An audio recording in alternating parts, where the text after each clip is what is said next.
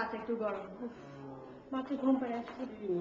ও ভাবি, কি রে দুর্বা কেমন আছে? ভালো নয় ভাবি, আমি খুব চিন্তায় আছি। কি হয়েছে? ভাইজান, দুর্বা সারাদিন কান্নাকাটি করছে, ওর গা তো একটু গরম, কাশি, মাত্র ঘুম পাড়ে আসছি। ভাবি তুমি বসো, আমি একটু দেখে আসি। হ্যাঁ যাই। এই কথা বলো।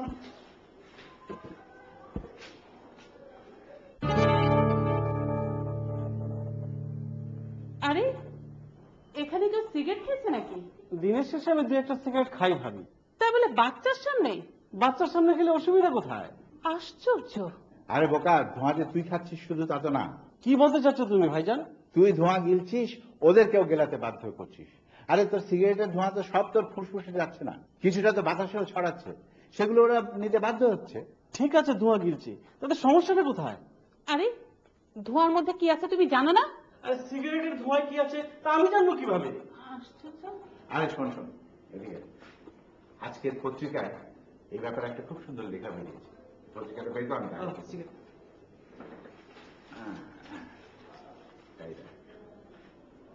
এই দেখ প্রথম পাতাতে এই এই সিগারেটের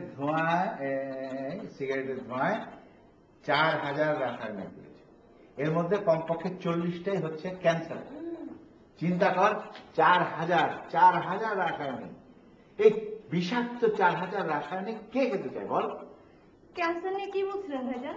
আরে 4000 রাসায়নিকের মধ্যে 40টাই হলো ক্যান্সারের, আর বাকি 3960টার মধ্যে না জানি কি আছে। 40টা রাসায়নিক ক্যান্সারের কারণ? কি ভয়ঙ্কর কথা ভাবি, কি সর্বনাশ! কিসের মধ্যে ক্যান্সার থাকে? সিগারেটের ধোঁয়ার মধ্যে। আমার দুর্বা এসব খাচ্ছে ভাইজান? দাঁড়া, এখানে আরো লেখা আছে দেখো। পরোক্ষ ধূমপান শিশু, বাচ্চা এবং বড়দের জন্যও ক্ষতিকর।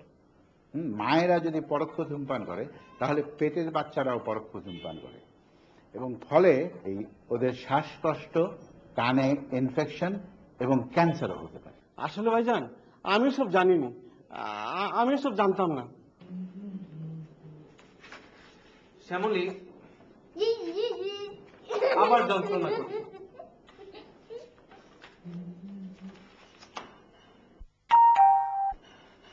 এবার চুপ থাকো, আব্বু আম্মা। মা,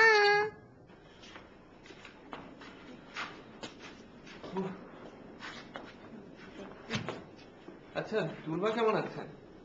বেশি ভালো না বাবা, তবে এবার আশা করি সুস্থ হয়ে যাবে। কি হয়েছে? মনে আছে তোমার চাচাকে বলেছিলাম সিগারেট না খেতে? সিগারেট অনেক রোগের কারণ। হ্যাঁ, চাচা এখনো সিগারেট ছেড়ে দেয়নি? না, সিগারেট তো ছাড়েইনি, বরং এখন বাসার সবার সামনে খায়। ভারী মুশকিলের কথা। ও নাকি জানতোই না যে অন্যের সামনে সিগারেট খাওয়া খারাপ, তবে এইবার আশা করি বুঝতে পারবে।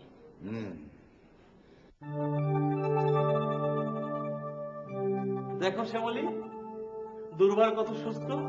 এবার টেস্ট করবো বুঝলে, আর কোনোদিন সিগারেট খাবো না। আমার কথা শুনোনি কেন? আরে ভুল হয়েছে, মাঝে মাঝে বড়রাও ভুল করে। এই দেখো না কি আসছে। হ্যাঁ আমি একটু দেখি। হ্যাঁ